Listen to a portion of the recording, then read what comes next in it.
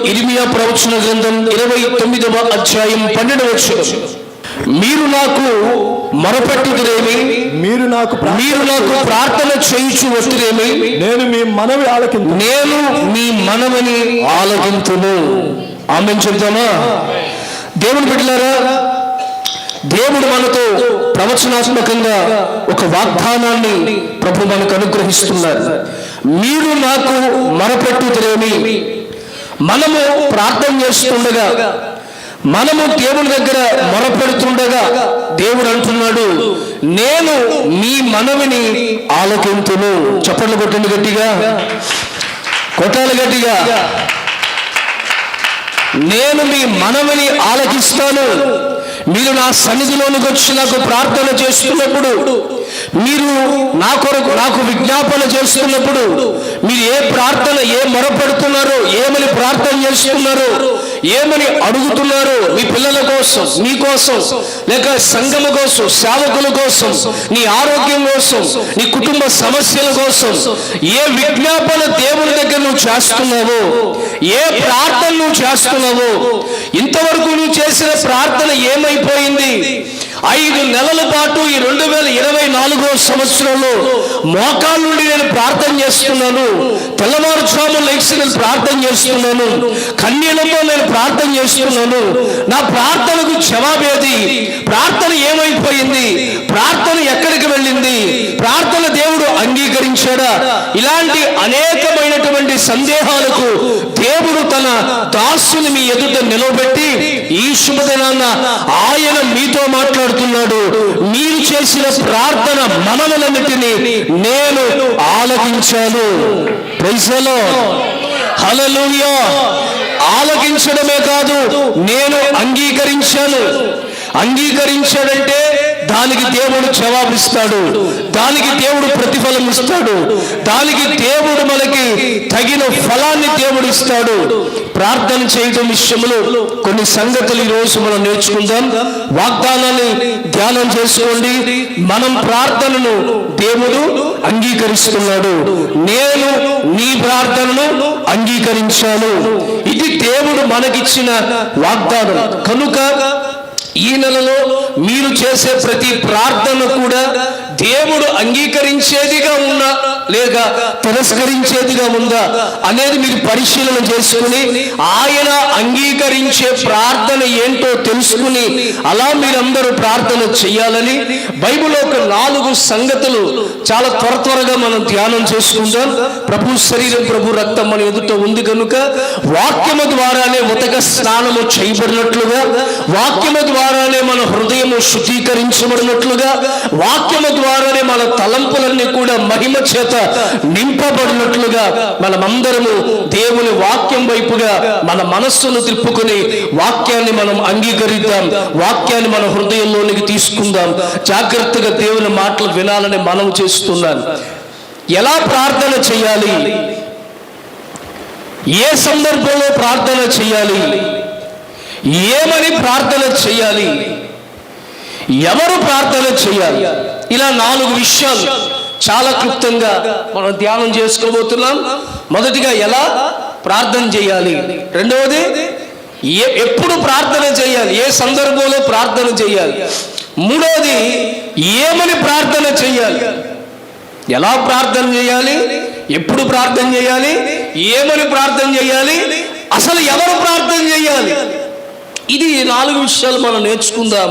దానికి ముందుగా దేవుడు మీ అందరినీ సంతోషపరిచేటట్లుగా ఆయన మీకు వాగ్దానం చేశాడు. ఏమనంటే, మీరు నాకు మొరపెట్టినప్పుడు, మీరు నాకు ప్రార్థన చేసినప్పుడు నేను మీ ప్రార్థన, మీ మొరను నేను అంగీకరిస్తాను, ఆలకిస్తాను అని వాగ్దానం చేశాడు. కనుక దేవుని స్తుతిస్తూ ఈ 4 సందర్భాలు మనం ధ్యానం చేసుకుందాం. భక్తుడైనటువంటి ప్రార్థనాపరుడైనటువంటి దావీదు తెలియపరుస్తున్నటువంటి ఒక సంఘటన మనం బైబిల్లో చూద్దాం. 77వ కీర్తన 1వ వచనం. నేను ఎలుగెత్తి దేవునికి మొరపెట్టుదును, ఆయనకు మనవి చేయుదును. దేవుడు నాకు చెవి యొగ్గు వరకు నేను ఎలుగెత్తి దేవునికి మొరపెట్టుదును, ఆయనకు మనవి చేయుదును, ఆయనకు మనవి చేయుదును. చదవండి. దేవుడు నాకు చెవి యొగ్గు వరకు, దేవుడు నాకు చెవి యొగ్గేంత వరకు నేను ఎలుగెత్తి ఆయనకు మనవి చేయుదును. దేవునికి మహిమ కలుగును గాక. కీర్తనాకారుడు, ఇది ఆసాపు కీర్తన. కీర్తనాకారుడు ఏమంటున్నాడంటే, దేవుడి దగ్గర ప్రార్థన చేస్తున్నాడట. ఈ ప్రార్థన చేసి ఈ ప్రార్థన పరుడు ఎట్లా ప్రార్థన చేస్తున్నాడు? మన మొదటి విషయం ఏంటంటే, ఎలా ప్రార్థన చేయాలి, ఎలా ప్రార్థన చేస్తున్నాడు? నేను ఎలుగెత్తి దేవునికి మొరపెట్టుదును. అంటే మొరపెట్టడం అంటే అర్థం ఏంటి? ప్రార్థన చేయడము. నేను నా దేవుని దగ్గరికి వచ్చినప్పుడు, లేక నేను దేవుని మందిరానికి వచ్చినప్పుడు, లేక ప్రార్థన సమయానికి నేను చేరినప్పుడు నేను ఎట్లా ప్రార్థన చేస్తానంటే, నా దేవునికి నేను ఎలుగెత్తి మొరపెడతాను, ఎలుగెత్తి ప్రార్థన చేస్తాను. అలా మాత్రమే కాదు అంటాడు, దేవుడు నాకు చెవి యొగ్గేంత వరకు కూడా నేను ఎలుగెత్తి ఆయనకు మనవి చేస్తాను. Praise the Lord. ఈరోజు విశ్వాసులు చాలా మంది సంఘాలలో ప్రార్థన చేస్తున్నారు, గంటల గంటలు ప్రార్థన చేస్తున్నారు. ఏమండి, దేవుని సన్నిధిలో అనేక విధాలైనటువంటి ప్రార్థన అనుభవాలతో విశ్వాసులు నడిపించబడుతున్నారు. అయితే మన ప్రార్థన ఎలాంటి ప్రార్థన అయి ఉండాలంటే, దేవుడు అంగీకరించే ప్రార్థన అయి ఉండాలి. ఇప్పుడు ఒక 4 గంటలు కష్టపడి ప్రార్థన చేస్తున్నా దేవుడు అంగీకరించని ప్రార్థన చేయటం వల్ల ఏం ఉపయోగం? అదే ఒక అరగంట ప్రార్థన చేసినా అది దేవునికి ఇంపైనదిగాను, దేవుడు దాన్ని అంగీకరించేదిగా ఉందనుకో, వెనువెంటనే దేవుడు కార్యం చేయడానికి ఇష్టపడతాడు. ఈరోజు మనము ఎలా ప్రార్థన చేయాలంటే, ఇక్కడ ఈ కీర్తనకారుడు అంటున్నాడు, నేను ఎలుగెత్తి దేవునికి ప్రార్థన చేస్తున్నాను. ఎట్లా ప్రార్థన చేయాలి? చెప్పండి గట్టిగా. ఎలుగెత్తి ప్రార్థన చేయాలి. నీ ఇంటిలో ఉన్న నీ బిడ్డల కొరకైనా, సేవకుడు కొరకైనా, సంఘములో ఉన్న నీవు ఎలుగెత్తి ప్రార్థన చేయడం నేర్చుకోవాలి. చాలా మంది ప్రార్థన చేస్తారు కానీ కనీసం ప్రార్థన పక్కవాడికి కూడా వినపడదండి. నీ పక్కన వాడికి కూడా ప్రార్థన వినపడదు. మొదటిగా మీరు ఒక విషయాన్ని గుర్తుపెట్టుకోండి, ప్రార్థన చేసినప్పుడు ముందు మీ ప్రార్థన మీ చెవికి వినపడాలి. మీ ప్రార్థన శబ్దము మీ చెవికి వినపడాలి. ఆ తరువాత మీ పక్కన ఉన్న వాళ్ళకి వినపడాలి. దేవుడు ఒక గమ్మత్తైన ఒక విషయాన్ని ప్రభు చెప్పారు.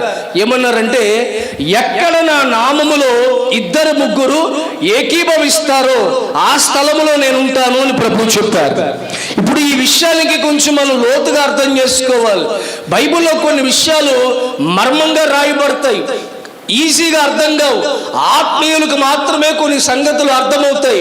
ఇంకా చెప్పాలంటే పరిశుద్ధాత్మ పొందుకున్న వారికే ఆ మాటలు చదువుతుండగా దీనిలో ఉన్నటువంటి ఆంతర్యం ఇదా, దీనిలో ఉన్నటువంటి సత్యం ఇదా, దీనిలో ఉన్నటువంటి లోతైనటువంటి మర్మం ఇదా అనేది, మర్మమును గ్రహించగలిగిన, మర్మములను ఒప్పింప చేయగలిగినటువంటి, గ్రహింప చేయగలిగినటువంటి పరిశుద్ధాత్మను పొందిన వారికి మాత్రమే కొన్ని విషయాలు అర్థమవుతాయి. దేవునికి స్తోత్రం.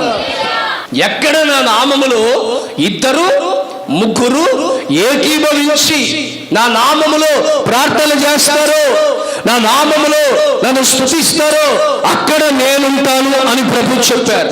ఇక ప్రభు ఉన్నారంటే ప్రభు కార్యం చేస్తారనే కదా, ప్రభు ఉన్నాడంటే ప్రభు అద్భుతం చేస్తాడనే కదా, ప్రభు ఉన్నాడంటే రోగిని స్వస్థపరుస్తాడనే కదా, ప్రభు ఉన్నాడంటే ఏమంటే మీ ప్రార్థనను అంగీకరిస్తాడనే కదా. ఇప్పుడు జాగ్రత్తగా వినండి, ఒకరిద్దరు కాదు, ఇద్దరు ముగ్గురు. ఎందుకు ఈ మాట అన్నాడంటే ప్రార్థన మీదట మొదటిగా ఆ వ్యక్తికి వినపడాలి. ఎవరైతే ప్రార్థన చేస్తున్నాడో ఆ వ్యక్తికి వినపడాలి, ఆ తర్వాత మరొకిద్దరికి వినపడాలి. ఆ ఇద్దరికి వినపడిన తర్వాత ఈ మూడో వ్యక్తి దాటిన తర్వాత యేసయ్య నిలిచి ఉంటాడు. అప్పుడే నీ ప్రార్థన యేసయ్య దగ్గరికి వెళ్తుంది. ఆయన చెవిటివాడని కాదండి, ఆయన చెవిటివాడని కాదు. బైబిల్లో రాస్తుందిగా, విననేరకుండునట్లు యెహోవా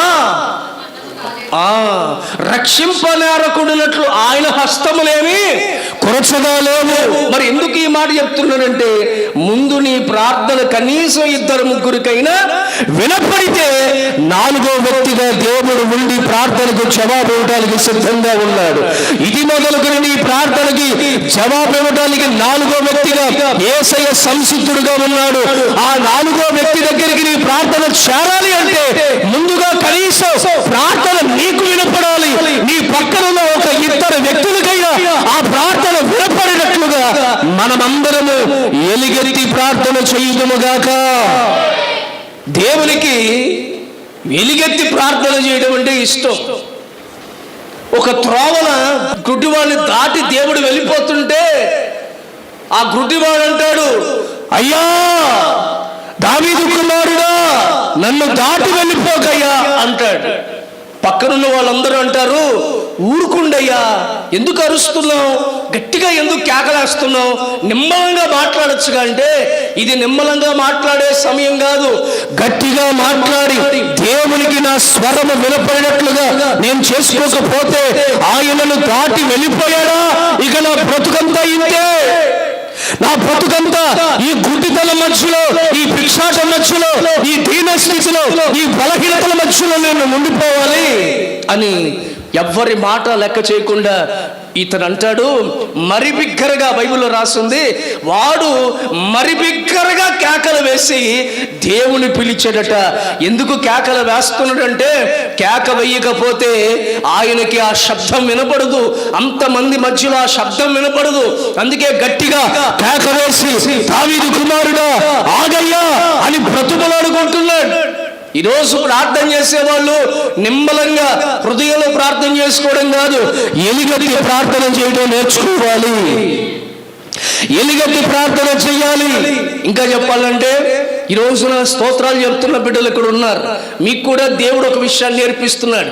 ఏ విషయం నేర్పిస్తున్నాడంటే మీరు స్తోత్రాలు చదువుతున్నప్పుడు మీరు మీలో చదువుకుంటే ఏం ఉపయోగం ఉండదు.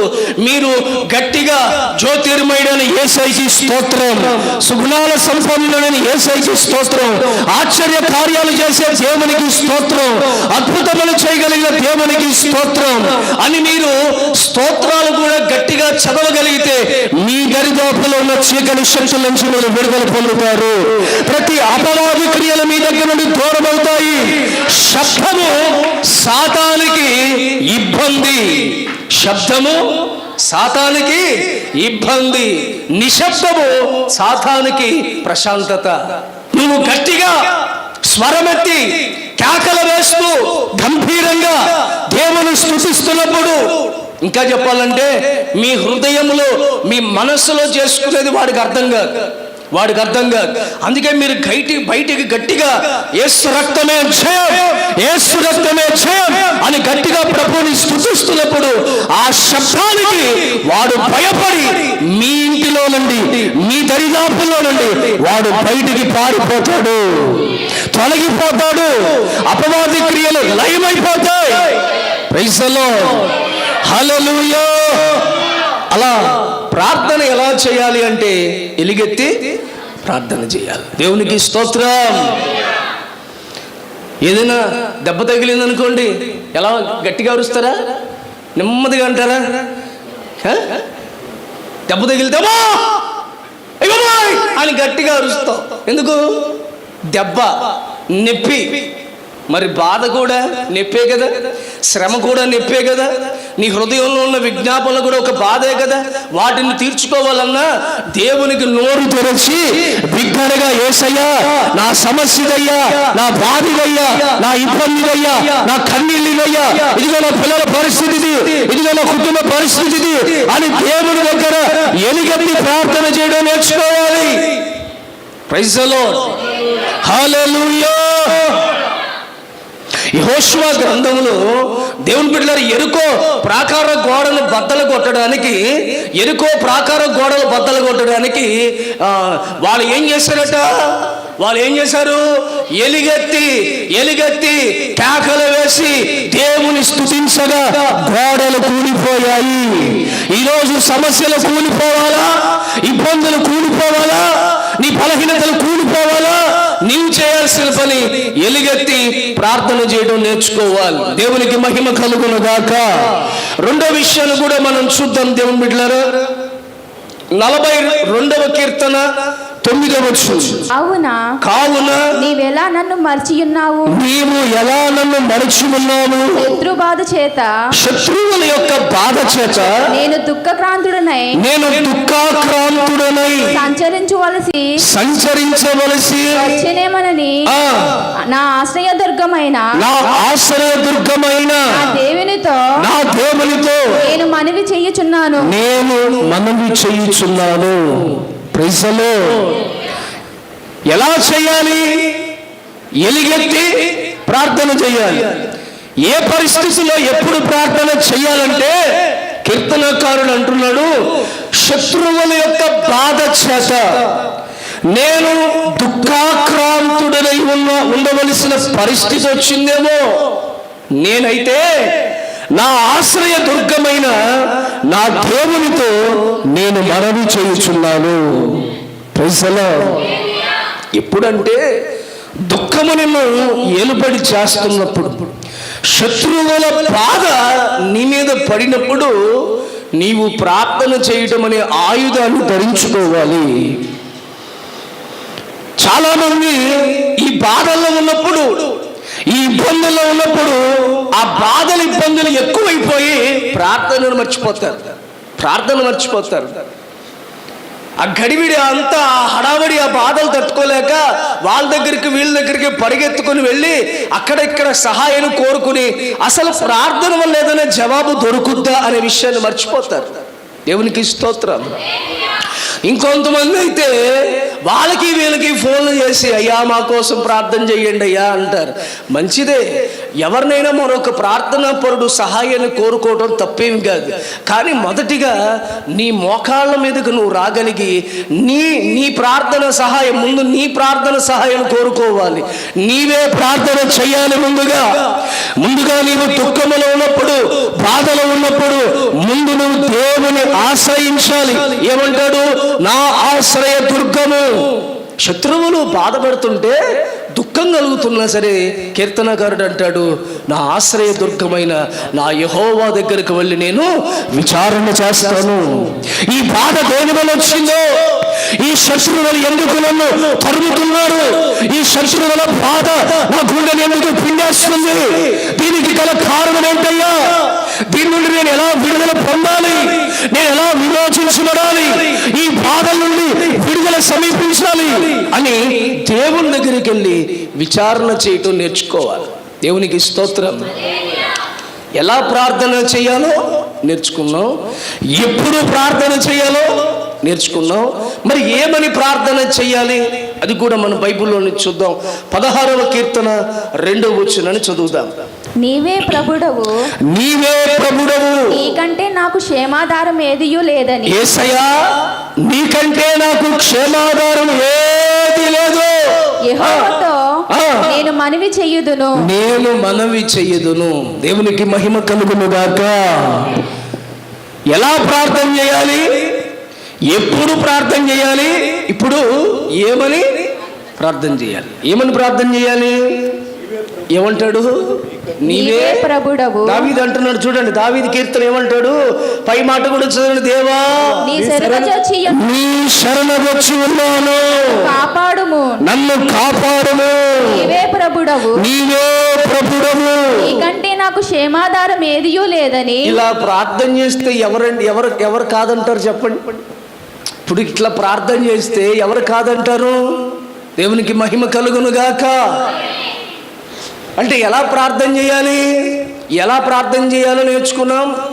ఎప్పుడు ప్రార్థన చేయాలో నేర్చుకున్నప్పుడు ఏమని ప్రార్థన చేయాలంటే, ప్రార్థన చేసేటప్పుడు దేవుని గొప్పతనాన్ని జ్ఞాపకం చేసుకుంటూ మనం ప్రార్థన చేస్తే ఆ దేవుడు ఆశ్చర్యపడి నా మీద ఎంత విశ్వాసం పెట్టుకున్నాడు, వీడిని వదిలిపెడితే నేను ఎలాగని చెప్పి వెంటనే దేవుడు తన ఆశ్రయాన్ని నీ చుట్టూ ఉంచుతాడు.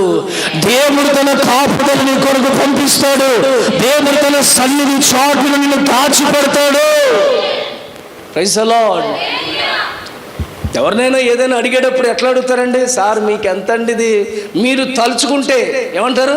మీరు చిటికేస్తే అయిపోద్దండి అంటే అవ్వని పని కూడా ఏం చేస్తాడు అవతలోడు? చేయడానికి ఇష్టపడతాడు. ఎందుకు? అమ్మో మన మీద ఎంత నమ్మకం ఉంది, చేయకపోతే బాగోదేమో అని చెప్పి మొత్తానికి ఏదో దారిలో అయినా నీ పని అయ్యేటట్లు చేస్తారు. మనం కూడా దేవుని దగ్గర ఏం చేయాలంటే, అయ్యా రోగాన్ని తొలగించడానికి ఆరోగ్య ప్రదాతవి నీవయ్యా అని ప్రార్థన చేస్తే నీ రోగాన్ని దేవుడు తొలగిస్తాడు. ఆదరణ కొరకు ఆదరణకర్త అని ఆయన దగ్గరికి వెళ్తే ఆయన ఆదరణ నీకు పంపిస్తాడు.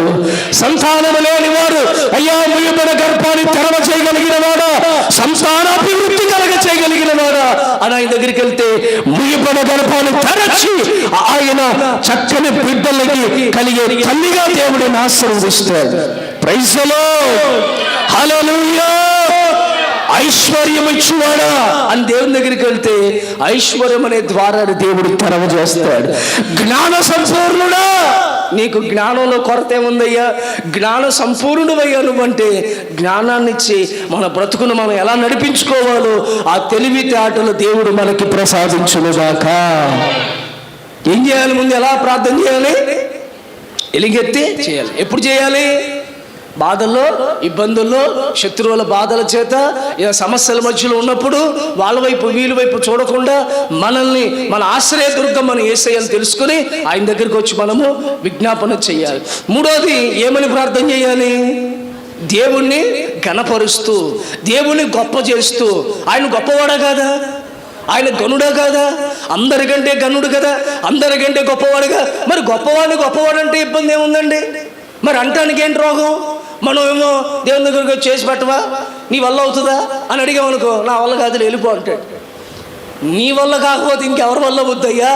భూమి ఆకాశాలు సృజించిన వాడు నీవు, నోటి మాటతో సమస్తాన్ని ఏర్పాటు చేసిన సర్వ చక్రవర్తివి నీవే, సర్వ సృష్టికర్తవు నీవే. నీకంటే గనుడు, నీకంటే గొప్పవాడు, నీకంటే ఉన్నతమైన వాడు, నీకంటే హెచ్చైన వాడు ఎవడూ లేడయ్యా అని దేవుని దగ్గర మనల్ని తగ్గించుకుని ఆయన పొగిడి మన ప్రార్థన విజ్ఞాపన సమకూరిస్తే వెంటనే దేవుడు కార్యము చెయ్యునుగాక. వెంటనే నీ ప్రార్థనకి దేవుడు అంగీకరించునుగాక. మూడు విషయాల కంటే ఇప్పుడు నాలుగోది చాలా ప్రాముఖ్యమైనది. ఈ నాలుగో విషయం ఏంటంటే, అసలు ఎవరు ప్రార్థన చేయాలి? ఎవరు ప్రార్థన చేయాలి? ఇప్పుడు ఒక బలహీనుడు, ఒక పాపి ఎలుగెత్తి ప్రార్థన చేస్తే దేవుడు వింటాడా? ఇప్పుడు దేవుడు నమ్ముకున్న తర్వాత కూడా ఇంకా లోకంలో తిరుగుతూ, ఇంకా లోకాశలో తిరుగుతూ, వాక్యం తెలుసు కూడా ఇంకా వక్రీకరణమైనటువంటి లోక సంబంధమైన భక్తిలో లోక సంబంధమైన వ్యక్తులుగా ఉంటున్నప్పుడు ఆ వ్యక్తి ఎలుగెత్తి ప్రార్థన చేస్తే వింటాడా? కొంతమంది వింటారంటే అంటున్నాడు.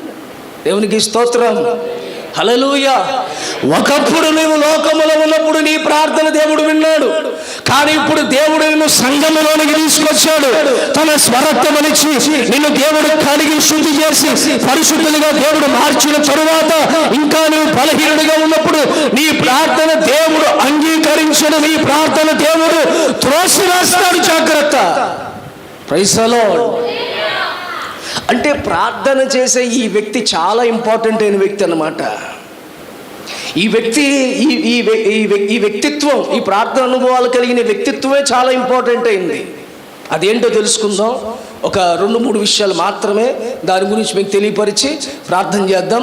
మొదటిగా యోహాను రాసినటువంటి మొదటి పత్రికలో 5వ అధ్యాయము 13వ వచనము 14వ వచనాన్ని చదవండి. యోహాను రాసిన మొదటి పత్రిక 5వ అధ్యాయము 13వ వచనము 14వ వచనం. దేవుని కుమారుని నామమందు, దేవుని కుమారుడు అని నామమందు విశ్వాసముంచు మీరు నిత్య ఉద్యోగము గలవారని తెలుసుకున్నట్లు నేను ఈ సంగతులు మీకు రాయిచున్నాను. ఆయనను బట్టి మనకు కలిగిన ధైర్యం ఏదనగా, మనకి కలిగిన ధైర్యం, సంఘానికి కలిగిన ధైర్యం, ఈ వాక్యం వింటున్న మనందరికీ కలిగి ఉన్న ధైర్యం ఏంటి? ఆయన చిత్తానుసారముగా మనము ఏది అడిగినను ఆయన మన మనవి ఆలకించునన్నదే. దేవునికి మహిమ కలుగునుగాక. ఆయన నామమును బట్టి మనకి కలిగి ఉన్న ధైర్యం ఏమనగా, ఏంటి ధైర్యం? ఏంటి ధైర్యం? నీకున్న ధైర్యం ఏంటి? బ్యాక్ బ్యాలెన్సా? నీకున్న ధైర్యం ఏంటి? ఆరోగ్యంగా ఉన్నానన్నా? నీకున్న ధైర్యం ఏంటి? బలంగా ఉన్నానన్నా? ఏంటి మీ ధైర్యం ఏంటి?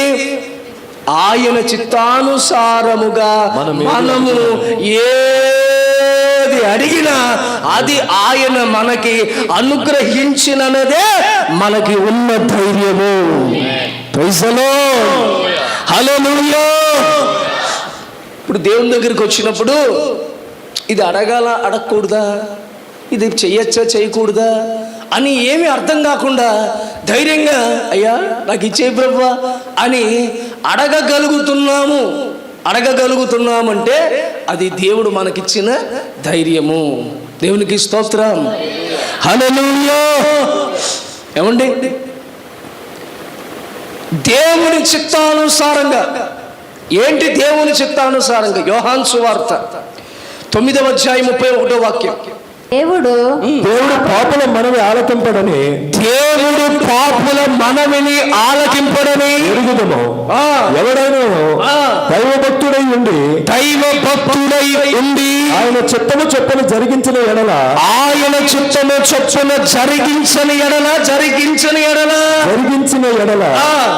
ఆయన మన మనవి ఆలకించును. ఆయన మన మనవిని ఆలకిస్తాడు. Praise the lord. దేవుడు పాపుల మనవిని ఆలకించడు. ఉందా? అక్కడ రాసుందా? ఉందా? మరి మీరు ఇందా అక్కడ ఆలకిస్తాడండి అన్నారు. మరి ఇక్కడ ఏం రాసుంది? పాపుల మనవిని దేవుడు ఆలకించడు. ఈ మాటలు ఎవరు చెప్పారు తెలుసండి? పుట్టిని మొదలుకొని గుడ్డివాడు చెప్తున్న మాటలు ఇవి. కళ్ళున్నవాడు చెప్తున్నా, సేవకుడు చెప్పట్లా, ప్రవక్త చెప్పట్లా, యాజకులు చెప్పట్లా. ఏమండి, ఎవరు చెప్తున్నారంటే ఒక గుడ్డివాడు చెప్తున్నాడు, ఇదిగో దేవుడు పాపుల మనవిని ఆలకించాడు. అయితే తర్వాత మాట చూడండి. ఎవడైనా దైవభక్తుడై ఉండి ఆయన చిత్తము చొప్పున జరిగించిన ఎడల, ఎవడైతే ప్రార్థన పరుడై ఉండి దేవుని చిత్తానుసారముగా ప్రార్థన చేస్తాడో ఆయన వారి మనవి వారి ప్రార్థనను దేవుడు ఆలకిస్తాడు. Praise the lord. ఎవరి ప్రార్థన అంటే దేవుని చిత్తానుసారముగా ప్రార్థన చేసేవాని ప్రార్థన దేవుడు అంగీకరిస్తాడు, దేవుడు ఆలకిస్తాడు. అందుకే ప్రార్థన చేసేటప్పుడు మీకు నచ్చినట్టుగా చేయకూడదు, మీకు కావలసినవన్నీ చేయకూడదు. అసలు దేవుడు ఏ ప్రార్థన నడిపింపు మనలో పెట్టాడో, దైవ చిత్తానుసారమైన ప్రార్థన ఏదో తెలుసుకుని అప్పుడు ప్రార్థన చేయాలి. ఆ దైవ చిత్తానుసారమైన ఆ ప్రార్థనకి దేవుడు వెనువెంటనే జవాబిచ్చునుగాక. Praise the lord. ఒక 2 వ్యక్తులు లేక ఒక 3 వ్యక్తుల మీ ఎదుట పెడతాను, దయచేసి వినండి. మొదటి దినవృత్తాంతాల పుస్తకములో 4వ అధ్యాయము 9-10 వచనాలు ఎబ్బేసిన ఒక వ్యక్తి మనకు కనబడతాడు. ఆ మాటలు ఒకసారి మనం చదువుదాం. దినవృత్తాంతములు మొదటి పుస్తకము 4వ అధ్యాయము 9-10 వచనాలు. ఎబ్బేసు తన సహోదరుల కంటే, తన సహోదరులు అందరికంటే ఘనము పొందిన వాడై ఉండెను. వేదన పడి ఆ. ఇతని కంటిని ఆ. అతని తల్లి అతనికి ఎబ్బేజు అని పేరు పెట్టెను. ఆ. ఎబ్బేజు ఇశ్రాయేలీయుల దేవుని గూర్చి ఆ. మొర్రపెట్టి ఆ. నీవు నన్ను నిశ్చయముగా ఆశీర్వదించి నీవు నన్ను నిశ్చయముగా ఆశీర్వదించి ఆ. నా సరిహద్దును విశాలపరచు, నా సరిహద్దులు విశాలపరచి నీ చెయ్యి నాకు తోడుగా ఉందా, నీ చెయ్యి నాకు తోడుగా ఉంచి చేసి ఆ. నాకు కీడు రాకుండా కీడు రాకుండా దానిలో నుండి నన్ను తప్పించుము ఆ. అని ప్రార్థింపగా అని ప్రార్థించగా దేవుడు అతడు మనవి చేసిన దానిని దేవుడు ఎబ్బేసు మనవి చేసిన తానుని అతనికి దయచేసెను. అతనికి దయచేసాను. చప్పట్లు కొట్టాలి గట్టిగా. ఇప్పుడు ఆ ఎబ్బేసు చేసిన ప్రార్థనకి జవాబిచ్చిన ఆ దేవుడు ఇప్పుడు నీవు నేను చేసే ప్రార్థనకు జవాబు ఇస్తాడా ఇవ్వడా? ఇస్తాడా ఇవ్వడా? మీరు చేసే ప్రార్థనకు దేవుడు జవాబిస్తాడా ఇవ్వడా? ఎబ్బేసు ప్రార్థన విన్నాడు, జవాబిచ్చాడు. ఇప్పుడు మన ప్రార్థన వింటాడు, మనకి కూడా దేవుడు జవాబిస్తాడు. ఆయన నిన్న నేడు నిరంతరము ఏకరీతిగా ఉన్నవాడు. చప్పట్లు కొట్టండి గట్టిగా. ముగిస్తున్నాను దేవుని బిడ్డలారా, జాగ్రత్తగా వినండి. ఎబ్బేసు అనే పేరుకు అర్థం ఏంటంటే వేదన. చెప్పండి ఏంటి? వేదన. ఇప్పుడు ఎబ్బేసు ప్రార్థన చేయగా దేవుడు అతని మనవిని విని అతనికి దయచేసెను. అతని అడిగింది దేవుడు అతనికి దయచేసెను. ఎబ్బేసు అనే మాట అర్థం చెప్పండి ఏంటి? వేదన. ఇప్పుడు వేదన అనే వ్యక్తి ప్రార్థన చెయ్యగా దేవుడు అతని ప్రార్థన అంగీకరించి అతనికి దేవుడు జవాబిచ్చెను. Praise the lord. ఒక వేదనలో ఉన్న ఒక వ్యక్తి దేవుని దగ్గరికి వచ్చి ప్రార్థన చేస్తే దేవుడు అతని ప్రార్థన అంగీకరిస్తాడు. స్తోత్రం.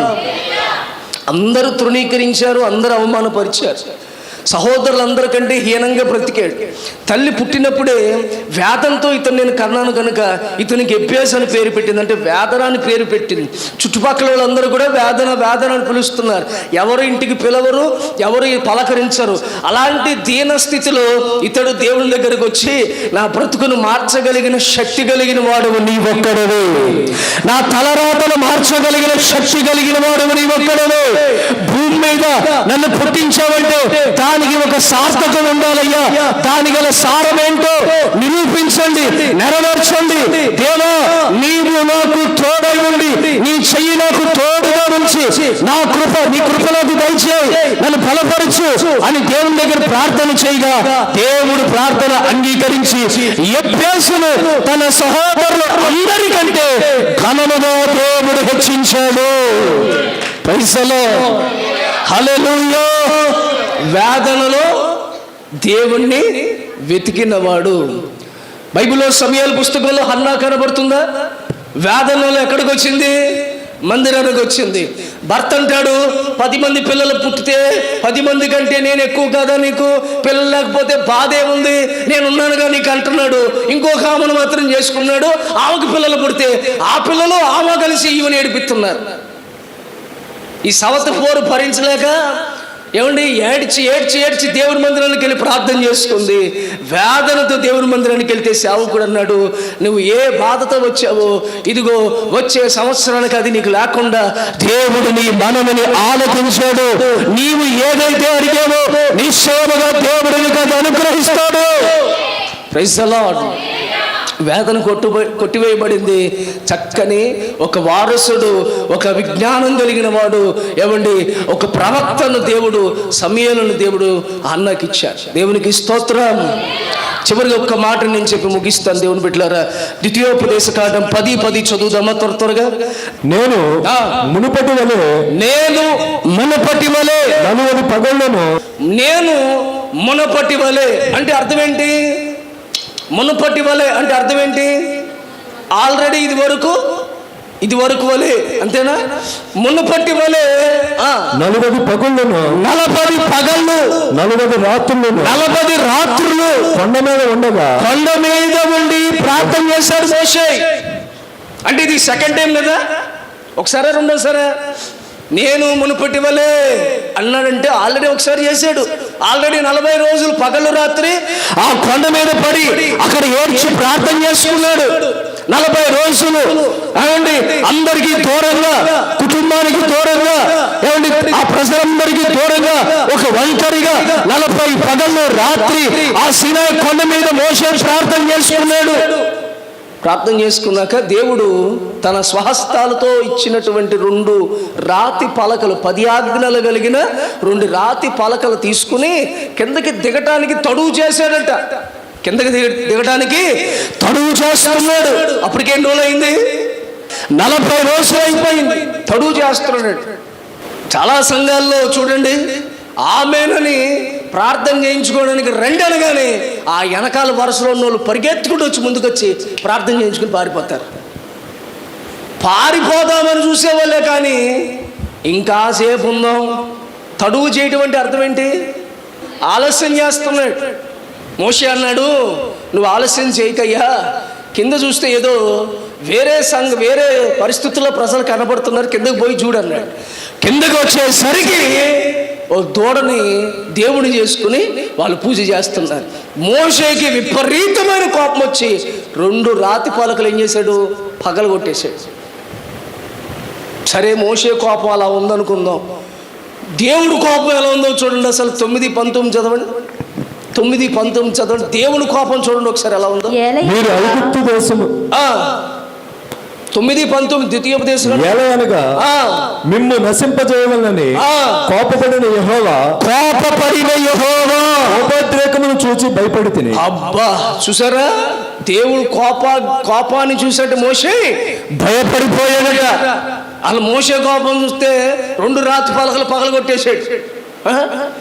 అలాంటిది మోషే దేవుడి వైపు చూస్తే దేవుడి కోపం చూసండా మోషేకి వణుకు పట్టింది. అమ్మో అయ్యా, ఇంత కోపమా?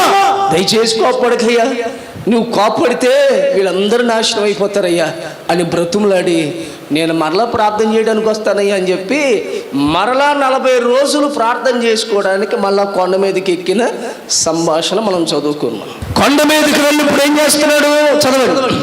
మునుపటి 40 పగళ్ళను 40 రాత్రులను కొండ మీద ఉండగా యెహోవా ఆ కాలమున నా మనవి ఆలకించి నశింపచేయుట మానివేసెను. Praise the lord. ఎఫెసు ప్రార్థన దేవుడు అంగీకరించి ఎఫెసును ఘనుడుగా దేవుడు చేసెను. హన్నా ప్రార్థన అంగీకరించి దేవుడు మొయ్యబడిన గర్భాన్ని దేవుడు తెరిచాడు. ఇక్కడ చూస్తే మోషే ప్రార్థన, సేవకుడు ప్రార్థన అంగీకరించి ప్రజల మీదకి రాబోయే నాశనాన్ని దేవుడు తప్పించాడట. Praise the lord. హల్లెలూయా. మోషే ప్రార్థన దేవుడు అంగీకరించాడు. ఎక్కడ ప్రార్థన చేశాడు మోషే ఎక్కడ ప్రార్థన చేశాడు? కొండ మీద ప్రార్థన చేశాడు. కొండనగా దేనికి సాదృశ్యం? కొండనగా ఎత్తైన అనుభవం, అంటే ఒక ఉన్నతమైన అనుభవం కలిగిన ప్రార్థన పరుల యొక్క ప్రార్థన దేవుడు అంగీకరిస్తాడు. ఒక ఉన్నతమైన, ఒక ఎత్తైన, ఒక ఉన్నతమైన అనుభవం కలిగి ఉండాలి ప్రార్థనలో. అందరిలో చేయకూడదు. ఒక స్పెషల్గా ప్రేయర్ చేయాలి. ఒక ఉన్నతమైన లోతైన ప్రార్థన చేయాలి. శిఖరాన్ని తాకే ప్రార్థన చేయాలి. అలా ఎవరైతే ఆ ప్రార్థన చేస్తారో, ఆ ప్రార్థన అనుభవాలు కలిగి ఉంటారో, వారి ప్రార్థన దేవుడు అంగీకరించునుగాక.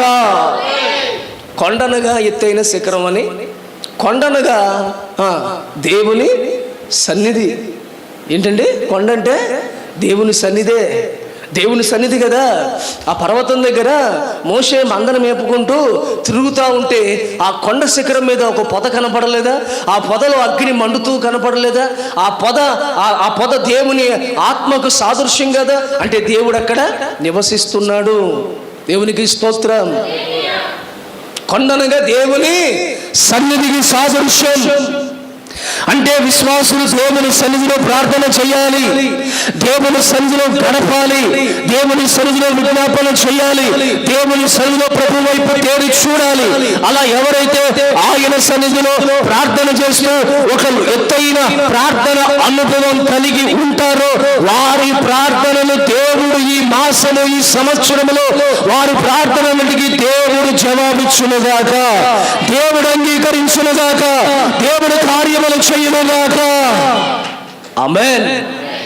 ఇంకొక విషయం అక్కడ రాయబడింది, శిఖరము కింద కొండ కింద ఉన్నారు ప్రజలు కొంతమంది, మోషే ఏమో ఎక్కడున్నాడు? పైన ఉన్నాడు. ఇక్కడేమో ఒక సంఘం, కొండ కింద ఒక సంఘం ఉంది. వీళ్ళెవరు? వీళ్ళు కొండ కింద ఉంది ఎవరు? వీళ్ళు ఇజ్రాయెల్ ప్రజలే కదా. అహరోను అక్కడున్న ఇజ్రాయెల్ ప్రజలందరూ ఉన్నారు. వీరు కొండ కింద ఏం చేస్తున్నారు? ఆరాధన చేస్తున్నారు. ఏ ఆరాధన చేస్తున్నారంటే హైందవ ఆరాధన చేస్తున్నారు, విగ్రహారాధన చేస్తున్నారు. కొండ పైన ఒక వ్యక్తి కనబడుతున్నాడు. ఈ ఒక వ్యక్తి మాత్రం నేరుగా దేవునికి మాత్రమే మహిమను చెల్లిస్తున్నాడు, దేవుని మాత్రమే ఆరాధన చేస్తున్నాడు. కింద నుండి కింద సంఖ్య ఎక్కువ, ఇతని సంఖ్య తక్కువ. మెజారిటీ పీపుల్ అందరూ కూడా విగ్రహారాధన వైపు ఉన్నారు. ఒక వ్యక్తి మాత్రమే దేవుని వైపు ఉన్నాడు. వారి వైపు చూడలేదు, దేవుని వైపు మాత్రమే చూస్తున్నాడు. ప్రైజ్ ది లార్డ్, హల్లెలూయా. దేవుని వైపు మాత్రమే చూసి నడిపించబడుతున్నాడు. ఇక అతనికి ఎవరు అవసరం లేదు. ఓ ప్రత్యేకమైన జీవితానికి సాదృశ్యం కొండ అంటే, ఓ ప్రత్యేకమైన జీవితానికి సాదృశ్యం. విశ్వాసులైన మీరు కూడా లోకమునకు వేరే ప్రత్యేకమైన జీవితం జీవించాలి. ఏ సంఘంలో ఉండాలనుకుంటున్నావు? కింద సంఘమే, పైన సంఘమే. కింద ఆరాధన జరుగుతుంది, పైన ఆరాధన జరుగుతుంది. కానీ కింద వాళ్ళని దేవుడు నాశనం చేయాలనుకున్నాడు, ఈ ఆరాధన చేసే వాళ్ళని దేవుడు శపించాలనుకున్నాడు. కానీ ఆరాధన చేసే ఈ వ్యక్తిని మాత్రం దేవుడు తన ముఖాన్ని చూపించాలని ఆశపడ్డాడు. స్నేహితుడిగా దేవుడు మాట్లాడుతున్నాడట. ఒక స్నేహితునితో మాట్లాడుచున్నట్లుగా దేవుడు మోషేతో, దేవునికి మహిమ కలుగును గాక. ఈ రోజున నీ చుట్టుపక్కల అన్ని సంఘాలు కనబడుతున్నాయి, కానీ ఏ సంఘంలో నువ్వు ఉంటున్నావు అనేదే ప్రాధాన్యత. ఏమండి, ఒక సంఘంలో ఆరాధన జరుగుతుంది, మెజారిటీ పీపుల్ ఉన్నారు, అక్కడ అన్ని ఆర్భాటాలు ఉన్నాయి. ఇంకా చెప్పాలంటే పండగ వాతావరణం ఉందంట. కింద ఏం చేసుకుంటున్నారు? పండగ చేసుకుంటున్నారు. కానీ పైన మాత్రం ఆ వ్యక్తి నలిగిపోతున్నాడు, ఆ వ్యక్తి మోకాళ్ళ మీద ఉంటున్నాడు. ఆ వ్యక్తి ఆ ఎండైనా, ఇబ్బంది అయినా, వానైనా, చలైనా, కొండ మీద భయంకరమైన ఎండ ఉంటుంది, లేకపోతే భయంకరంగా వర్షం పడుతుంది, లేకపోతే భయంకరంగా చలి వేస్తుంది. వీటన్నిటిని తట్టుకుంటూ దేవునికి ఆరాధన చేస్తున్నాడు. రేపు ఏ సంఘాన్ని దేవుడు కొనిపోబడినట్లుగా చేస్తాడు. రేపు ఏ సంఘము నోవాహు హరారాతు కొండపైన వాడ, నోవాహు వాడ ఎలా నిలిచిందో అలా ఏ సంఘము వాడ రేపు కొండ మీద నిలబడబోతుందంటే ఆ దేవుని కొరకు ఈ లోకములో శ్రమను అనుభవించి, ఈ లోకములో ఇబ్బందులు అనుభవించి, ఈ లోకంలో కష్టాలు అనుభవించి, అంతెందుకు కాసేపు ఇప్పుడు దాకా వర్షం పడింది అనుకో, వచ్చే సంఖ్య ఎంతమంది? ఈరోజు ఎన్ని గంటలకు వచ్చాం? దేవుని కొరకు ఏదైనా శ్రమపడి ఓ ప్రత్యేకమైన జీవితానికి ఇష్టపడుతున్నామా? ఇలాంటి వారి ప్రార్థన దేవుడు అంగీకరిస్తాడు. సులువుగా కింద చక్కగా దూరం చేసుకున్నారు, పూజ చేస్తున్నారు, గంతులు వేస్తున్నారు. నెరవేర్చిందట, వేల మంది, లక్షల మంది చనిపోయారు. ఆ సంఘాన్ని దేవుడు రేపు కోరుకోవట్లా. ఏ సంఘం కావాలంటే దేవుని కొరకు ఎత్తైన అనుభవం కలిగి, ఉన్నతమైన అనుభవం కలిగి, ప్రత్యేకమైన అనుభవం కలిగి, సన్నిధి మీద ఎక్కువ మమకారం కలిగిన, అభిమానం కలిగిన వారికే దేవుడు రేపు రాకడలో రాబోతున్నాడు. వారి ప్రార్థన దేవుడు అంగీకరించబోతున్నాడు. ఎలా ప్రార్థన చేయాలి? ఎలుగెత్తి ప్రార్థన చేయాలి. ఎప్పుడు చేయాలి? బాధల్లో, ఇబ్బందుల్లో, శోధనలో, శ్రమల్లో ఉన్నప్పుడు ప్రార్థన చేయాలి. ఏమని ప్రార్థన చేయాలి? దేవుని కనపరుస్తూ, దేవుని గొప్ప చేస్తూ ప్రార్థన చేయాలి. ఎవరు ప్రార్థన చేయాలి? దైవ చిత్తానుసారమైన వ్యక్తులు ప్రార్థన చేయాలి. పాపి ప్రార్థన దేవుడు అంగీకరించడని కనుక ప్రత్యేకించబడిన వారమై మనం ప్రార్థన చేయాలని. అలా ఒక ఎబ్బేసు ప్రార్థన దేవుడు, వేదంలో ఎబ్బేసు ప్రార్థన చేస్తే దేవుడు విన్నాడని, అలాగే వేదంలో కన్నా ప్రార్థన చేస్తే దేవుడు విన్నాడని, అలాగే ఎత్తైన అనుభవం కలిగిన మోషే ప్రార్థనను బట్టి దేవుడు విన్నాడని, ప్రత్యేకమైనటువంటి వ్యక్తిగా నిలబడిన మోషే ప్రార్థన దేవుడు విన్నాడని, కొండలబడే దేవుని సన్నిధిలో ఉండి మనం ప్రార్థన చేస్తే మన ప్రార్థన దేవుడు వింటాడని మనం గ్రహిద్దాం, మోకరిద్దాం, ప్రార్థన చేసుకుందాం. తలలు వంచండి, ప్రార్థన చేసుకుందాం. పరిశుద్ధ ప్రేమ స్వరూపినికి స్తోత్రమయ్యా తండ్రి నాయన. ఇంతవరకు దైవ సేవకులు చెప్పిన వాక్యం నిమిత్తం ప్రతి ఒక్కరి హృదయంలో తండ్రి వాక్యం ధ్యానించుకుంటూ ఆ వాక్యానుసారం ప్రతి ఒక్కరూ నడవటానికి కృప చూపబడుచున్నాను. వాక్యం ప్రతి ఒక్కరి జీవితంలో దేవా తండ్రి వాక్యానుసారంగా ప్రతి ఒక్కరూ నడవటానికి కృప చూపి సహాయం దయచేయమని యేసు నామములో అడిగి వేడి పొంది ఉన్నాము తండ్రి.